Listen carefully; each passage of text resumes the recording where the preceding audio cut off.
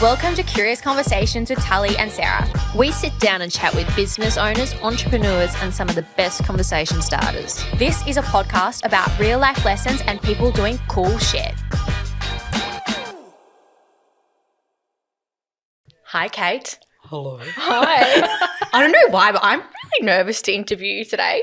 Are you? Yes. Oh, you think I'm going to sweating. You think I'm going to be a mole, don't you? No, I don't think you're going to be a mole. I just I'm I could sweating. be. Well, you can be. I know why she's nervous. Why? She thinks you're very smart. Oh, true. Yeah. Well, I'm pretty old. I'm 109. I don't have a complex. You are very articulate. Like you came in yes. and you said about Tully's daughter's name originating from Arabic, and then I was watching I'm going to butcher this. Is it Antipodean? Oh my God, I saw that. Antipodean. I was like, wow, like that is very knowledgeable, very worldly, like all this Greek, ancient.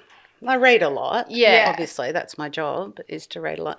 I collect information. I have my notes is just on my phone is just filled with random shit. But you obviously retain that. I do have an incredible memory. It's something that my friends talk about all the time. I remember everything. Yeah. My partner's like that, and it's really fucking annoying. I'm Does like, that- how do you remember that? Does that mean you're really present? Because someone recently told me that to have a good memory, you have to be really present. Yeah, maybe. I have an incredible imagination too. So my daughter came over the other night. She's got a new boyfriend, and she wanted to show him all the baby stuff, right? Cute. Like very cute, you know. And I was a very diligent mother. I kept baby books. I kept the first year. I wrote a diary for her first year, and I didn't give it to her till she was 21. So I gave her that gift, and yeah, it was really beautiful. That was very healing. Do that with your daughter. Yeah. Keep a diary. And I was like, oh, well, that was when you were going to that party and you were this. And she's like, fuck, how do you remember that? I'm like, how can I not? It's just ingrained in me. Yeah. But yeah, I do remember things. And I remember a lot about my followers too on TikTok. Like, Do you? Yeah. I know, I go, oh, well, Indiana's from, Newcastle and so-and-so's here. And how's that going? And, I love that. Going back to why I think you're so smart and what Sarah was saying. So your background is you're actually an author. Yes, I am. Yes. And then I saw a video, because obviously we did a big stalking session of your videos, as we do before we have a guest on. And I saw you made a comment saying that your books are all bestsellers in the UK and not Australia. Yeah, no one cares about me. Why? Here. I don't know. I've had several number ones in the UK, which is massive. Like that's a life changer. I originally got picked up by Penguin on a 3-book deal, and I think my editor at the time, who was also Zoe Foster Blake's editor. How long ago is this? How long ago were we talking? 2011. Oh, wow. Okay. Yeah. So I didn't start writing till I was 38. Yeah. And I think she understood the kind of romance market because of Zoe's books. And she was quite worldly and I would say almost not Australian, my editor. So she has incredible taste and she saw something in it. But it wasn't until it got picked up by Harper and Collins, I think, in the UK that it went off, and I got my first number one there, which is a changer. Like, huge. Yeah, everyone. And, the market's so big here. We don't have the market in Australia for best-selling books. A best-selling book in Australia might be 10 or 15,000. I sell on average. I think my biggest, I've sold 245,000 copies of a book. That's incredible. Which book is that? That is Starting Over at Acorn Cottage, which was luck because that came in COVID about a girl running away to live in the country. I was just about to say, what are the genre of the books? Is it romance? It's commercial women's fiction. It's actually always about women's stories. The men are always secondary, as they should be. Yes. And it's friendship. A lot of it is about friendship. I'm really big on friendship. I did want to talk about friendship because there was one video you did about friendship, and one of our most popular episodes we've ever done is on friendship breakups. Yeah. They're like divorces. I call them divorces. Well, that's what we speak about.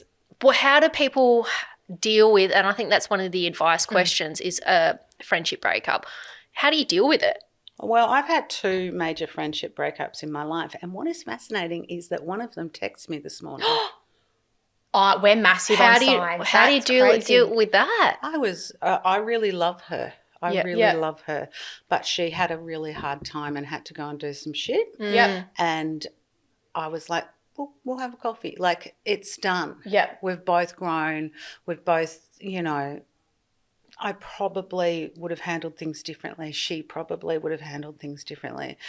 And I think you can't be resentful. You have to look at it from empathy. So I was talking to my husband about this the other day, about something that he's struggling with. And he was talking about this person and he's struggling with them. And I said, but you have to view them with empathy first. And then you can go, well, this person's like that because their mum was an asshole and they didn't fucking finish their uni degree because they had to look after their kid. And you can go through all the stuff and you go, that's why they are like they are. It doesn't mean you want to hang out with them. But that, once you let go of the resentment, you can just kind of be chill about it. The other one, I had a friend who married someone who we all knew was going to be a nightmare. Mm-hmm. And he got rid of me very quickly. He made sure that I was out of the picture. Yeah.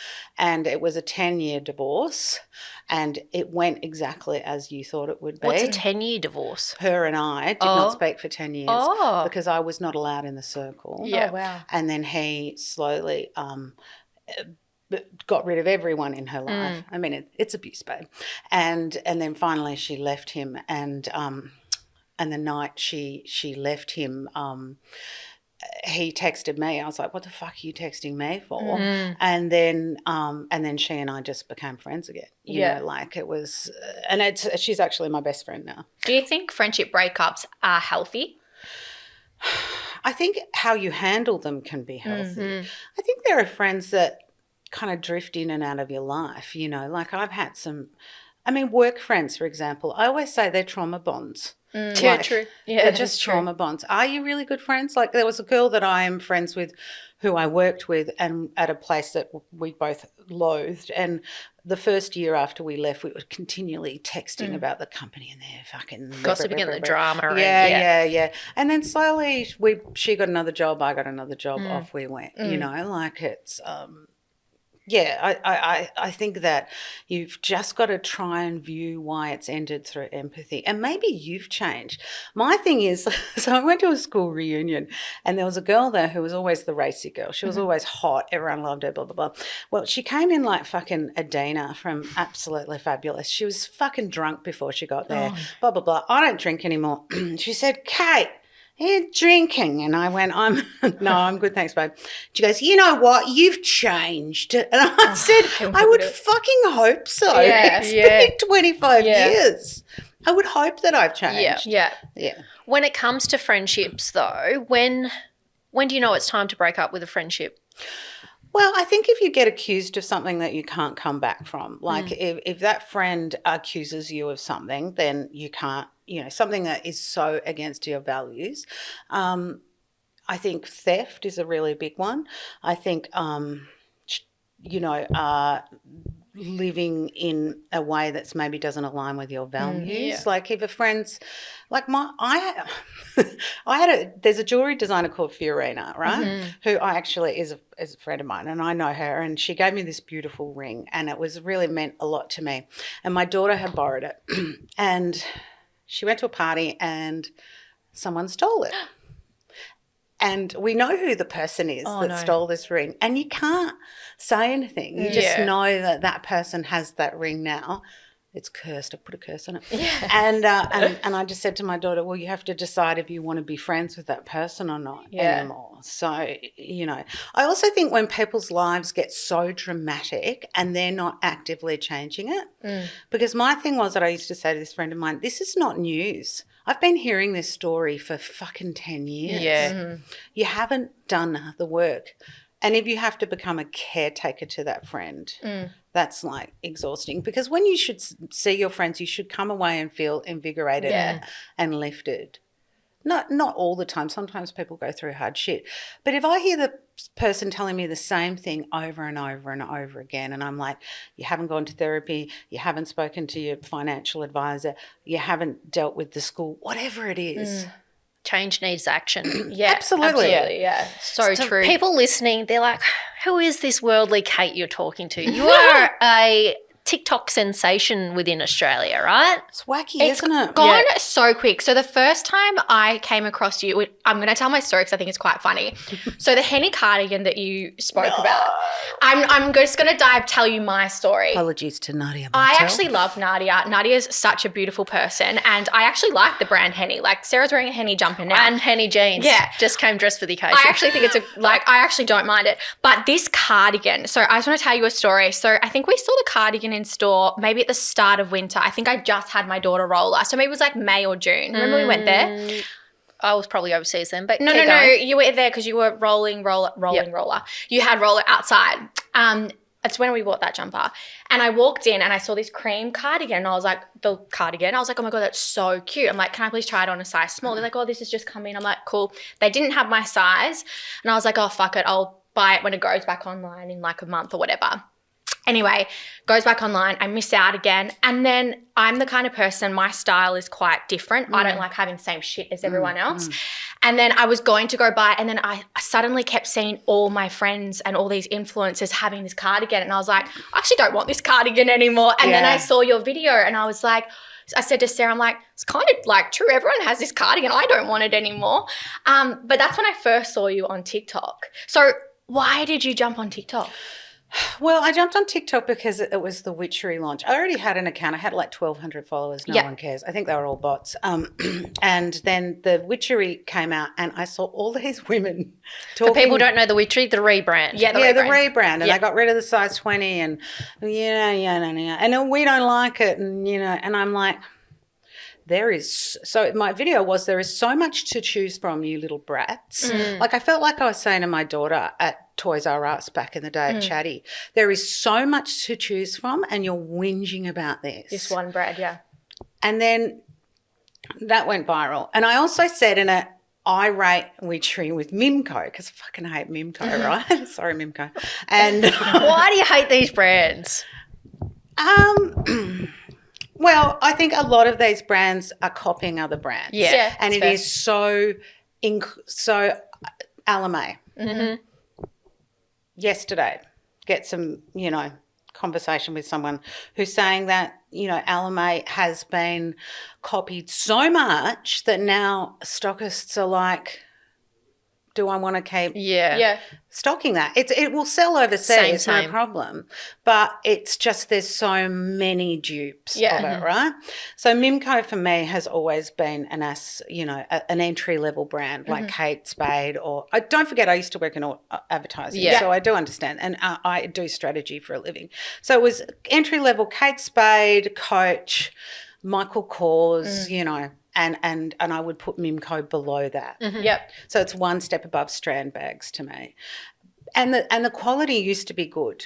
And like any of these companies that get sold, VC or whatever, they save money. Yeah, of course. So for me, I said in that I hate Mimco and stop worrying about witchery. That's just my opinion. Now, we know on TikTok there's not a lot of critical thinking and everyone's the main character. So people then went off. My thing that I really hate at Mimco is those flappy phone cases. Oh, yes. Yeah. You remember that? Yeah. And then you talk and you can it's so bad. Anyway, so I was like that. So I started getting some traction on that and I was like, oh, okay, whatever. I didn't think it would turn into something else. And people wanted me to talk about fashion. They would say, can you review this brand? So review this brand. And, I was quite honest in my opinion. I've got nothing. I'm 53. No one cares. I'm invisible, right? No one cares. So I could just say whatever I wanted, really. I didn't know that people were actually like... I was going to say, people do care. I was going to say, why do you think people do care about your opinion? I don't know. I got a video from a girl. This was right in the height of the trolling stuff of people on Reddit and Total Life and people being pretty cruel. And she said to me, I really want Kate Forster to rate my fashion. Her opinion means so much to me. Kate, can you please rate my fashion? Oh, wow. And I messaged her and I said, are you taking the piss? Yeah. Because she went, no, I really. And I went, I'm not going to do it because it has to be organic. If I say Georgia Kane has great fashion for a size 16 girl and look at her go, I believe that. I've watched Georgia Kane for a long time. You know, that's someone that I actually really rate your fashion and the way you pull a look together. Yeah. And I can say to other women who are, you know, overweight, you can still look hot. Yeah. So I'm not going to rate your fashion, but I was like, fuck, am I being set up? Because there's a lot of that. Like, I get a lot of comments like, can you please talk about so-and-so and her endless shopping? What do you think about so-and-so putting their kids online? I'm like, I'm not going to fall into that. Yeah. It's kind of like entrapment. It's real entrapment. Yeah. It's real entrapment. I want to read a comment, though, that someone, because your content is making people feel a certain way. No, this is actually a nice comment. There's two, from observation, there's two sides there's the fashion and the opinions, and then the content of yours I really, really resonate with is like the life advice, spirituality. Yeah. Do I resonate with this stuff? I don't know, because like I saw a video with Nicole Kidman's daughter and I was just like, oh, she's just having a crack. Like Stompy, fucking Stompy. Yeah, I was just like, but that is important to talk about, because there were several models who went to Milan to go to the bookings or whatever they call it in model land, castings. They didn't get a gig. Yeah. Oh, because that's angry fucking Helga Pataki's walking up the thing. I'm sure she's lovely. But if that was my daughter, and you have a responsibility with your daughter to say, you have to work extra hard to be in that position. Yeah. Oh, I get it. So go and get fucking Miss J or whatever it was from, you know, back in the day, and learn how to walk a catwalk. Yeah. It is a skill. You have a responsibility. If you're going to put your kid up there, you know, my kid works in theatre. I've got a background in the arts. She has to work extra hard. Extra hard. You have to prove that you have deserved that opportunity. And there are some people who do work really hard for that. There was another model's daughter who walked, who I went, oh, you're fantastic. You spent hours walking up and down that hall, Mum, going, no, pivot, turn. You know. Yeah. I looked at Nicole and thought, you've actually really, really done your kid a disservice. Yeah. I get it. If it was explained like that, I would get it. But that was just funny.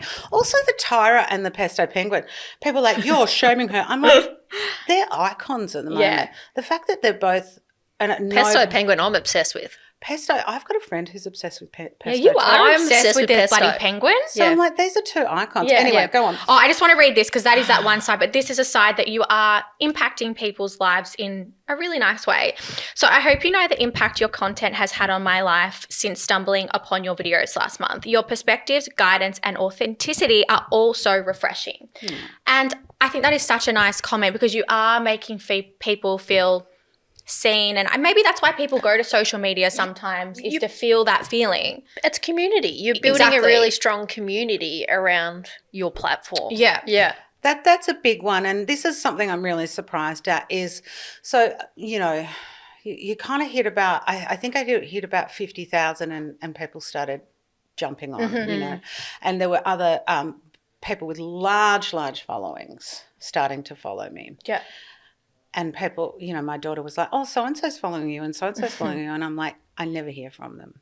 It's not like they're actually wanting to engage with me. Some people do. Ames, who's a TikToker, she's got kids. She has been incredibly generous. Abby Chatfield has been very generous with her time. And it was funny because, you know, I had dinner at Scott and Marcus's house from Luke and Sassy Scott, and Scott was, you know, he's very wise about TikTok now, and he had said to me, you know, people are just watching what you're doing. They're not actually engaging with you, which is kind of weird for me, because if I watch someone, I will, and I like them, I will interact. And in my lives, I read every comment. I try and engage. I ask people, I DM me, if you need a copy of that, I'll get it to you. Even now. Yes. That's great. That is a really good I read every comment. I like every comment. Is that good for your mental health, seeing so that you knowing that you're being trolled? Like, well, I've got filters on, so I don't get necessarily, you know, people might disagree with me. They have every right to disagree with me.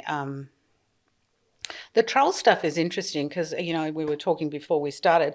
Some of it is quite true, and some of it, if you can take away the way it's said, there have been things that have been said about me that I've gone, they're actually not wrong. Yeah. Being a bit of a wanker. Like pull your head back. Yeah.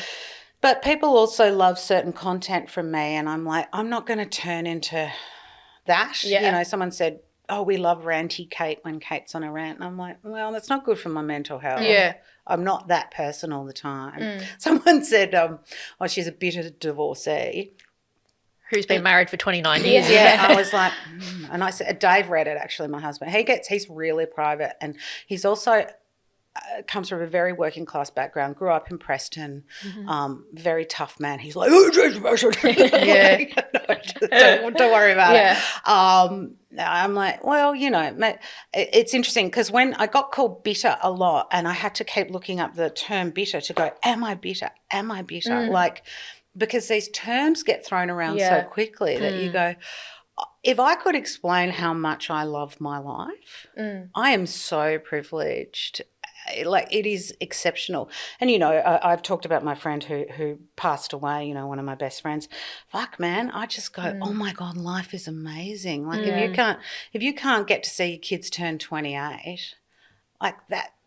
And this is the other thing too, is trying to explain to people that stop falling into the trap of being like everyone else. Like, I grew up in a world where I wanted to be Sade.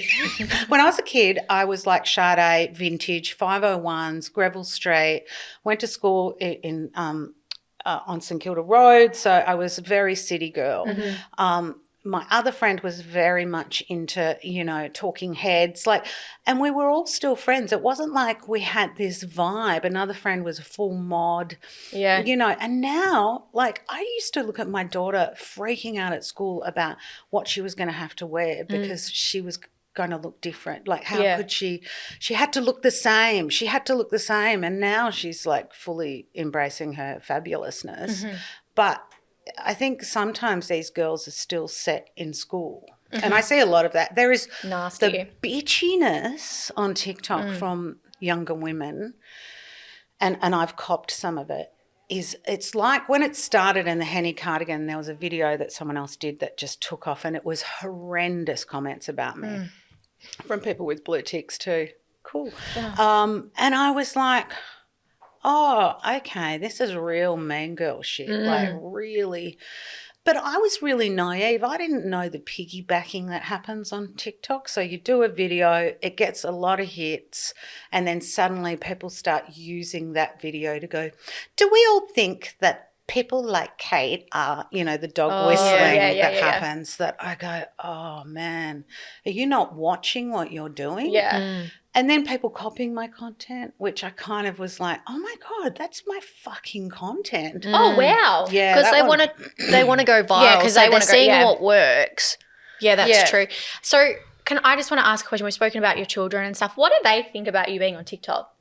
Well, my daughter is a theatre director. She's just graduated from VCA. She did a master's. What's your daughter's name again? Tansy. Hi, Tansy.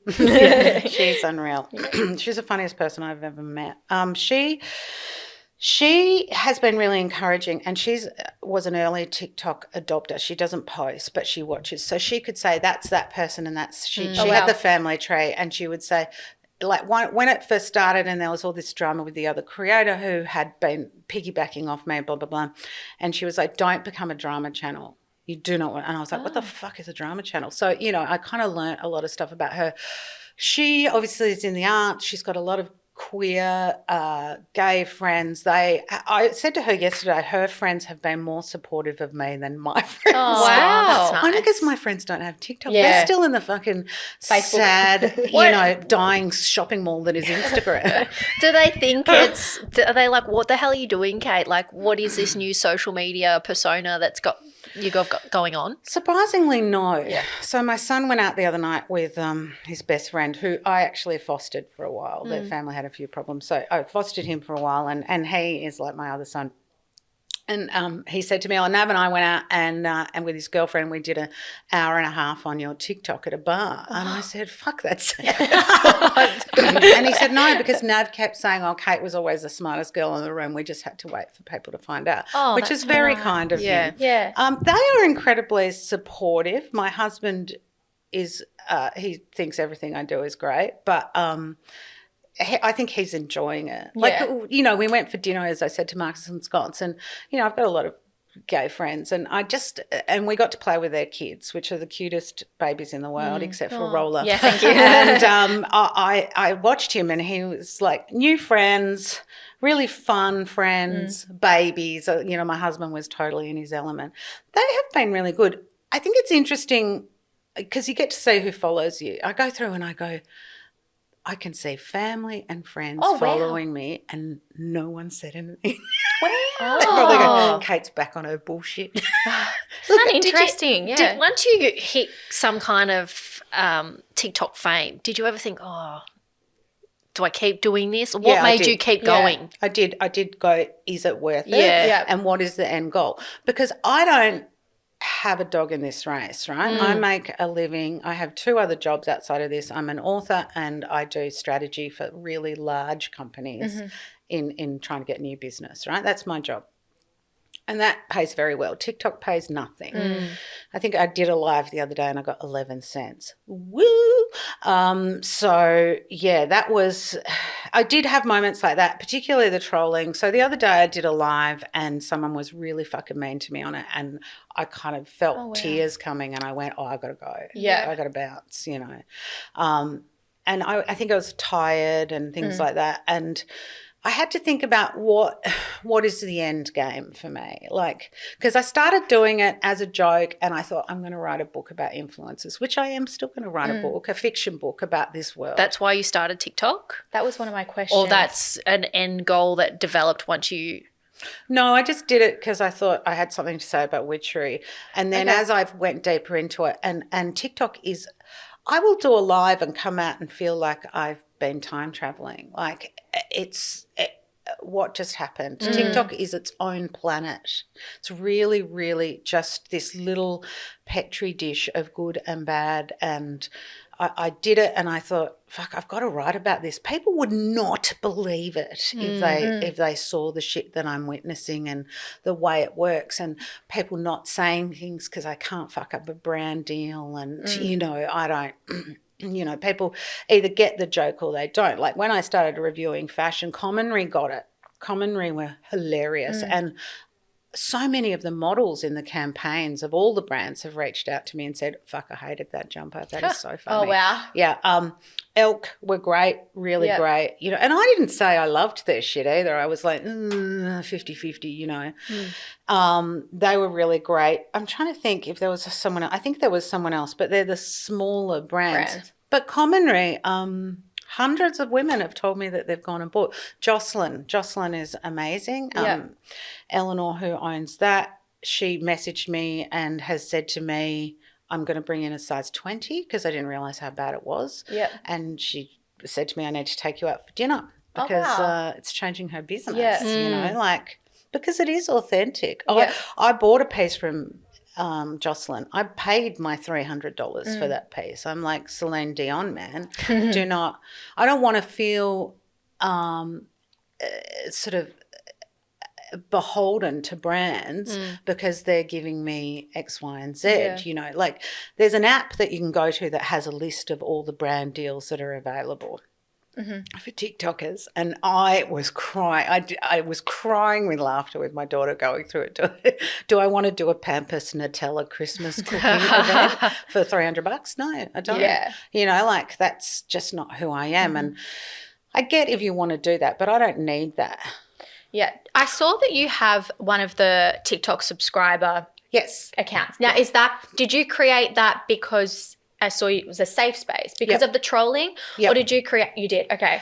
So I did a live and my lives are always quite intense. They're kind of advice lives. And I jumped on the live last night. Oh, did you? Yeah, I did. Oh, well, that one was just everyday people last night. But the subscriber ones – so last week I did one and there was a mum whose daughter had died 4 days before. Oh. I can't have anyone in that space that's going to be a fucking knob. Yeah. But I also don't need the money.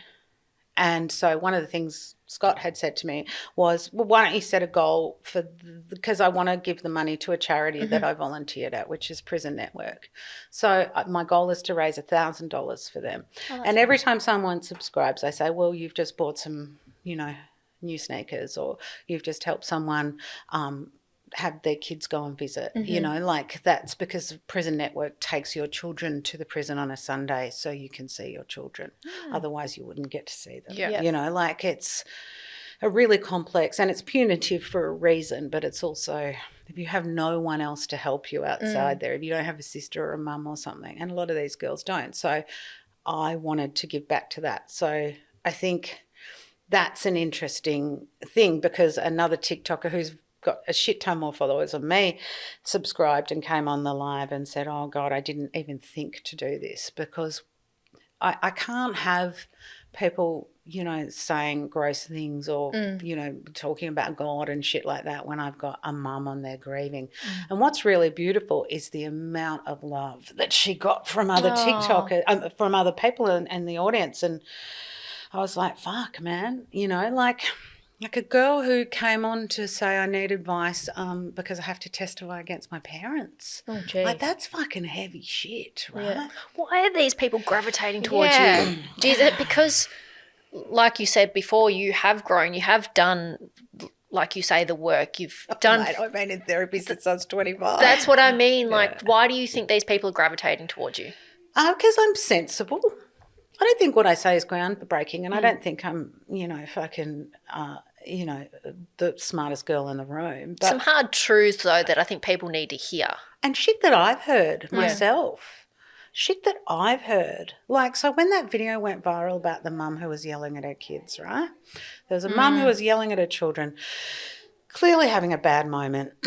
Interesting that you choose to film it and put it online, because that my self-awareness would go, oh, this is not showing me in a good light, you know, like, and every parent yells at their kids, but there was a level that this went, oh, this is bad, so bad. And so lots of people tagged me in it, and I was like, fuck, I don't want to get involved. I don't want to get involved. And then, you know, one of my best friends is a psych. So I rang her and I said, watch this video. And she went, oh, fuck, that's fucked. I went, okay, so if a psych is saying that person is in a major crisis. So I did a video and said, yelling is abuse. And I explained why yelling is abuse. And it was interesting because it's obviously been a very popular video, but 70% of people saying I've been abused and through that yelling, and it has affected me greatly. And then 30% of people going, oh, I'm all right. I came out all right. And I'm like, did you? Did you though? And then that person messaged me, or she came into the comments and went, oh, it's all very well for you to say, blah, blah, blah. And I said to her, darling, you are so unwell. You need to DM me. And we DM'd for quite a long time. I said, you've got to take that video down. That is, people are going to report you, la, la, la.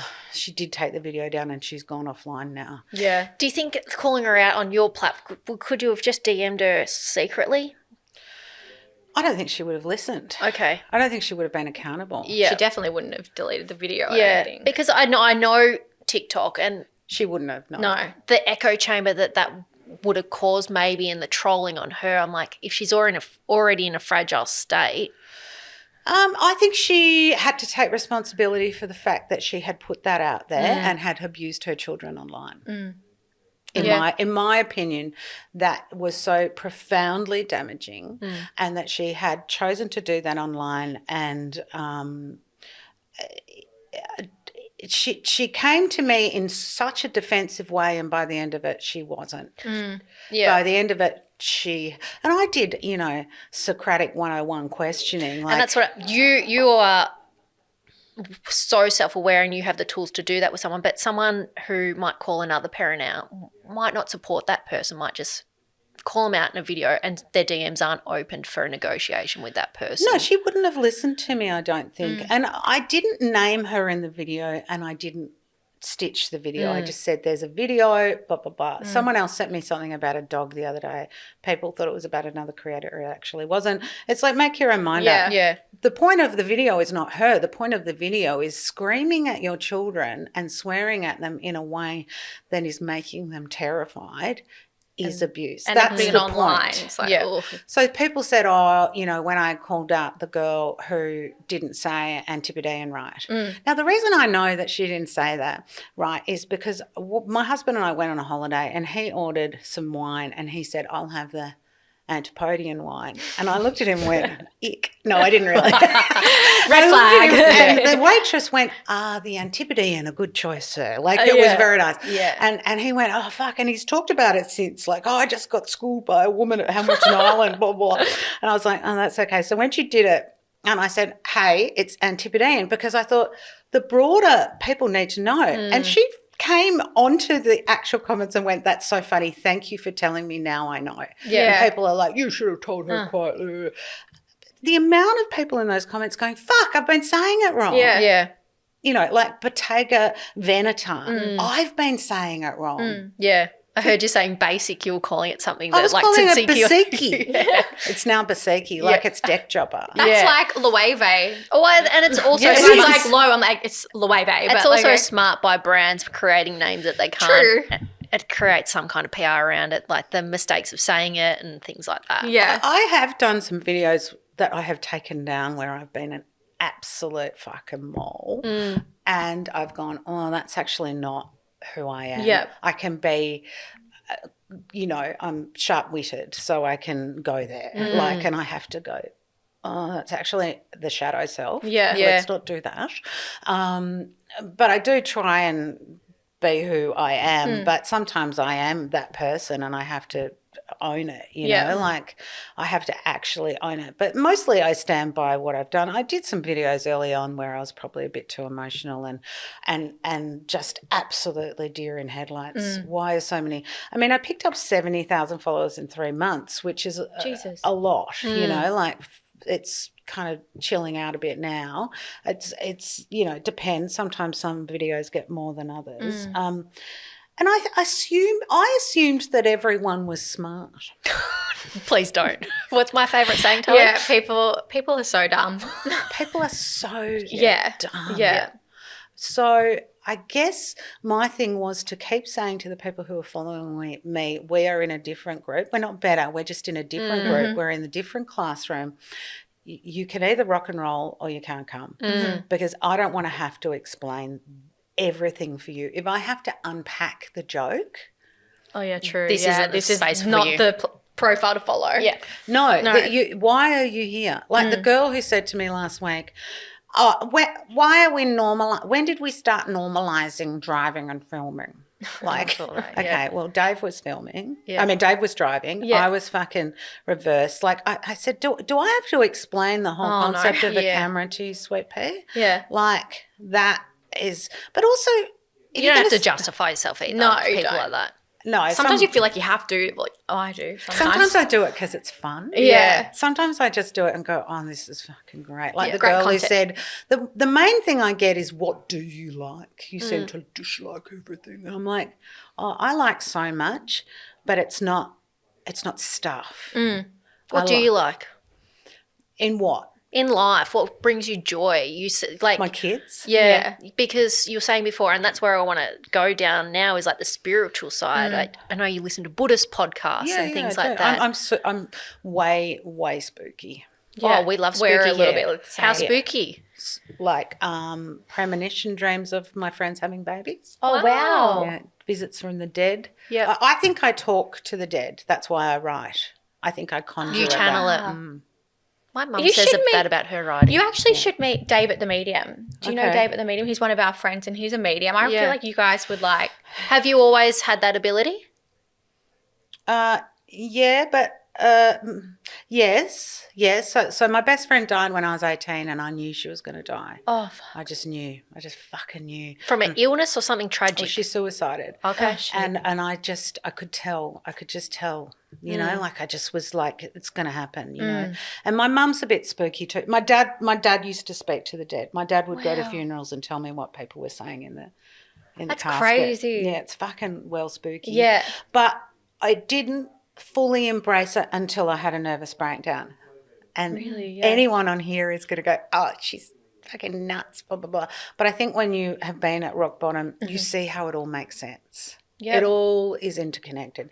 This is interconnected. There's a reason for this right now. Like You something sound like my mum. will happen, Yeah. you know. I Like believe it's- all this. Yeah. And I think you have to embrace that intuition and I don't know. I mean, yesterday on my live, I was doing focus wheels with people because, someone was like, I'm really worried about X, Y, and Z. And I said, oh, have you done a focus wheel? And she's like, no. I'm like, all right, let's do that. So we did a whole session on focus wheels. wow. It was really, because I think it's possible to get what you want in your life. You've just got to decide how much the price is worth paying. Yeah, because there is a sacrifice in some it. There is always a sacrifice. I had a girlfriend who was with a really fuckwit boyfriend for a long time, and she wanted to get back together with him. And I said to her, and she said it was the most profound thing. I said, well, you can be back with him. You can get back with him tomorrow. You've just got to decide how much you're willing to pay. And she's like, fucking bitch, yeah. Right. So, yeah, look, I have done pretty much every modality in spirituality there is, and have worked out which ones work for me, which is astrology. Have done a lot of astrology courses, and I always start with my characters have a star sign. And I go, okay, this girl's a Gemini. Oh, I like that. Oh, wow. Geminis. Yeah. Sorry, Leisha, I know you're a Gemini, but So is my sister. That's so interesting. Yeah. Yeah. so if you don't mind, a nervous breakdown.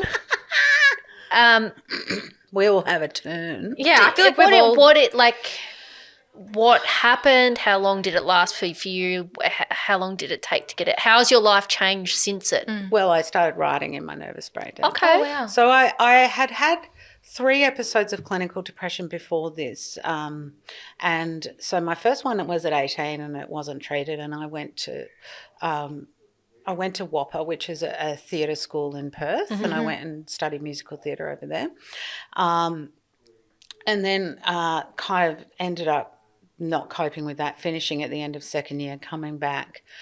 I'd met Dave by then. I was baby, basically, and he kind of was really beautiful and very nurturing. Then I had another one when I had my daughter. So my daughter has a disability, and when she was born, she got stuck. Her shoulder got stuck. She and I both nearly died, and to get her out, they've had to pull her out by her head, and all the nerves to her arm have been ripped out. Oh, shit. Yeah, and it's like life-changing. So Yeah. she's the one-armed bandit, right? Yeah. And I had PTSD and PND after that.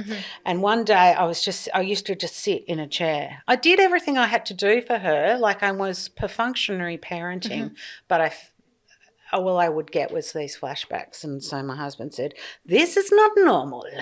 You have to go to the GP. Got a great GP. She's like, you're really unwell. Off you go. Off you pop to the psychiatrist who only deals with kind of women in this state. And she saved my life, basically. So that was great. So I came out of that, and I'd waited 5 years to have another baby because I was like, what the fuck's going to happen, Yeah. And I interviewed obstetricians. Like I was Absolutely, so determined to not have that experience. Got a beautiful obstetrician, got pregnant with my son. I actually interviewed them before I got pregnant as well, blah, blah, blah. And the obstetrician I went with said, oh, I remember your daughter's birth. It was at Monash. She said, we had to have a debrief. The hospital maternity ward had to have a debrief after it was so tragic. And I was like, fuck. Anyway, she's amazing. Yeah. So I got pregnant with Spike and got really bad perinatal depression, like anxiety. It all came flooding back. Yeah. Went back to the psychiatrist. She goes, you're back on vitamin Z, the Zoloft. So I go back on that. Have him. It's everything it should be.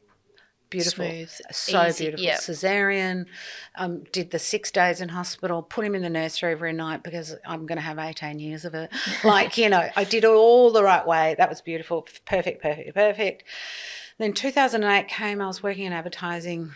Things weren't going very well. The business was going under. I couldn't stop it. The GFC happened. I could see how it was going to play out. I was working all the time to try and make it happen, blah, blah, blah. Didn't happen, and I just one day couldn't get out of bed. Just could not get out of bed, couldn't sleep. I was smoking for Australia, drinking Diet Coke and smoking. I think I lost like 20 kilos in like about 2 months, Wow. like just horrendous. And then I went, actually, I think it would be better if I left the planet. And that's when I went, I think I need to go back to the doctor. Yeah. And I'd taken myself off my antidepressants. Rookie mistake. Yeah. So I go to the I go to the psychiatrist and she goes, what the fuck are you doing? Yeah.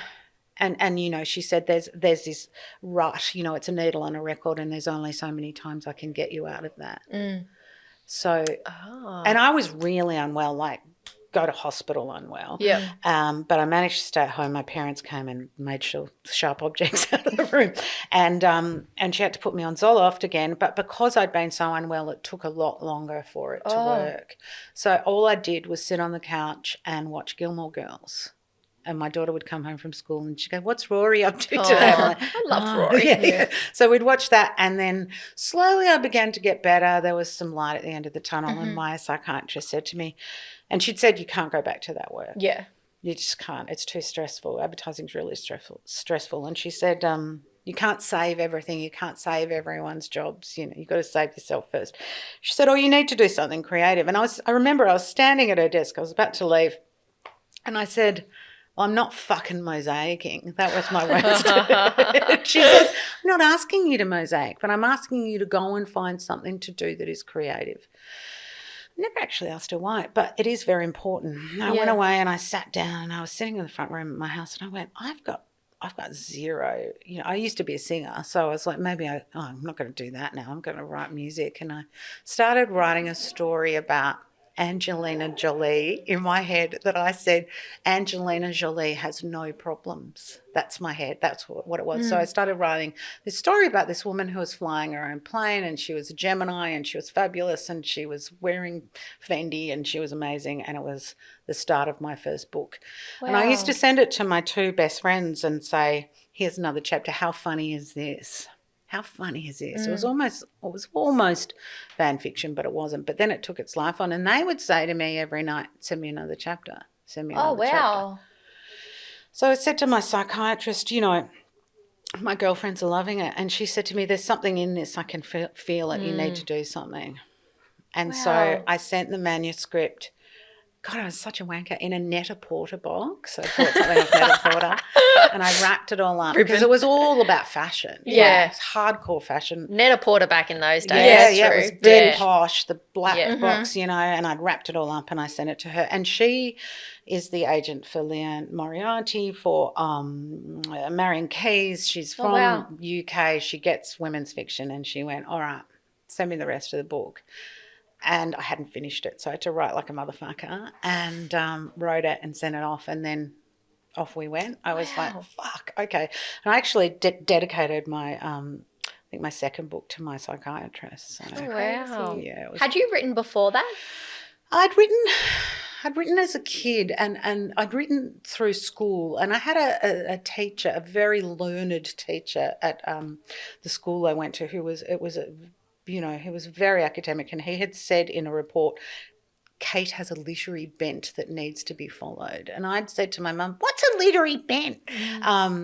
So I think I was an avid reader though. So, you know, I think that was a big part of it. But I think I've taught myself to write through, I'm up to my 20th book now.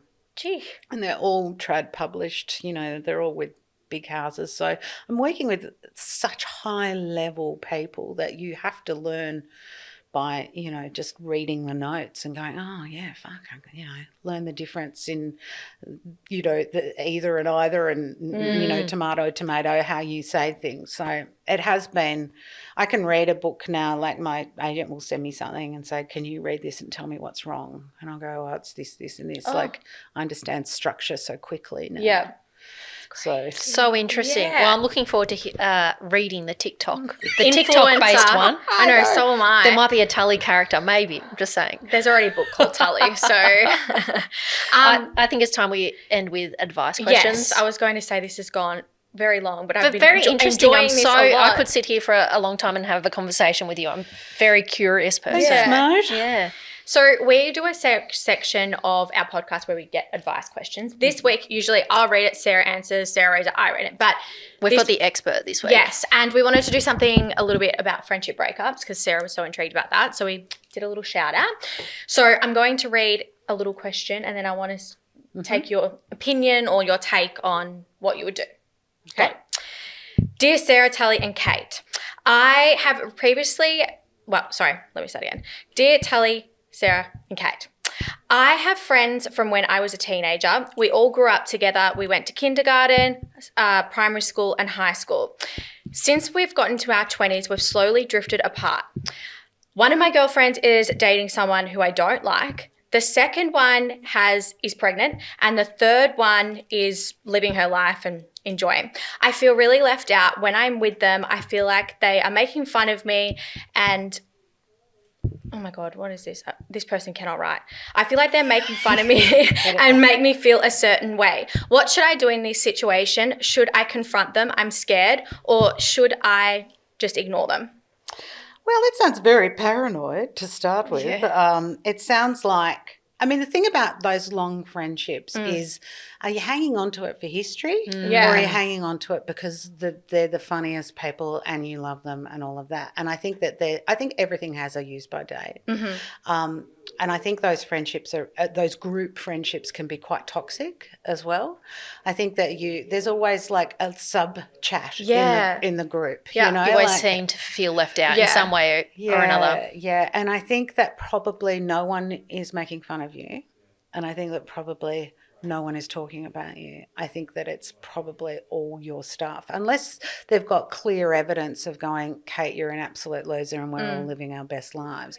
And if they said that to you, then why are you friends with them? Yeah, that's true. Are you hanging on for history or are you hanging on because they make you feel great? And it sounds like they don't make you feel great. Yeah. And I think there is that natural kind of attrition of people that come and go in your life. You know, I always say you only need enough friends to carry your casket, right?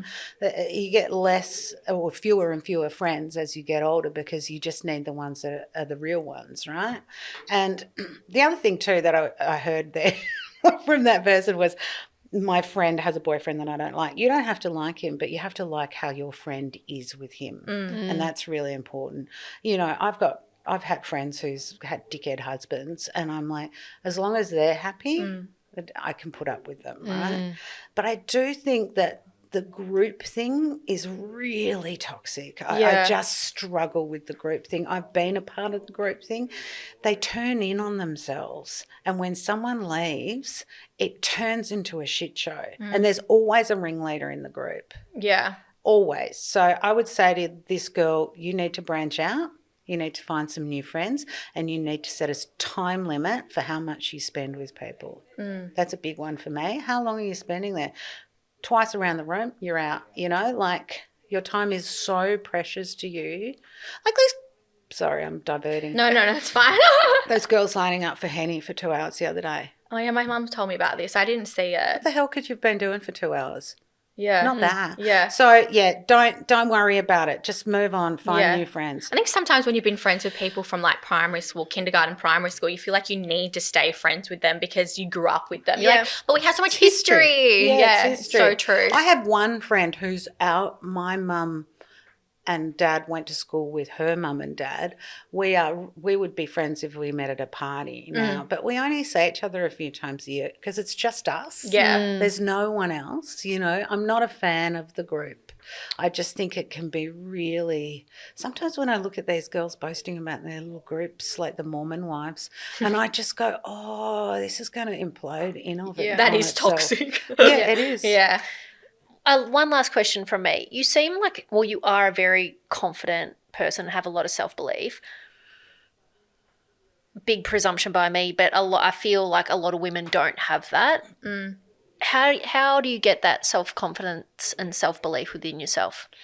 Self-worth. It's self-worth. And it's not self-esteem, it's self-worth. It's when you know that you deserve to be here no matter what it is that you are doing.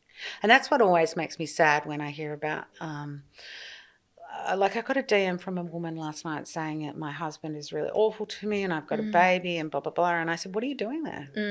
You need to leave. Yeah. Like, you have to go. Your life will be so fundamentally better in every way. You have to leave. Yeah.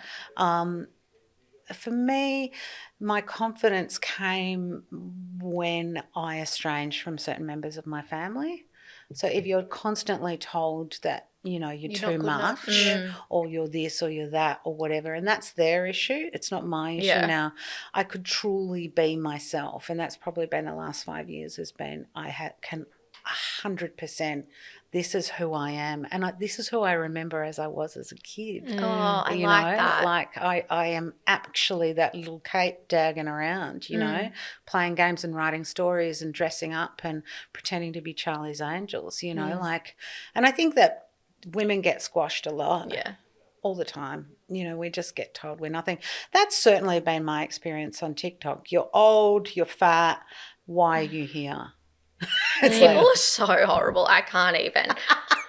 Well, I just want to say thank you because you've made my best friend's dream come true I know. to have you I was on. like, how can we get Kate on? I want her on so bad. I'm so fascinated by your content. And Thanks, man. I think what we were saying before, I know the community that you're building and people feel safe to talk to you and ask questions. I think that's really nice because I have an amazing family and friends and stuff like that. I forget that there's a lot of people out there that don't have that safe person, and you're creating that, and I think that's amazing. Yeah, lots of girls telling me, can you be my mum? Oh. Lots of that. Yeah.